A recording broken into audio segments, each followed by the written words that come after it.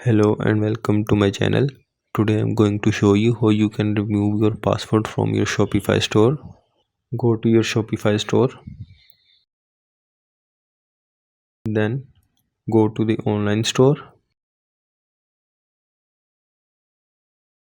and click on preferences. Scroll down. Here you can see our store is password protected.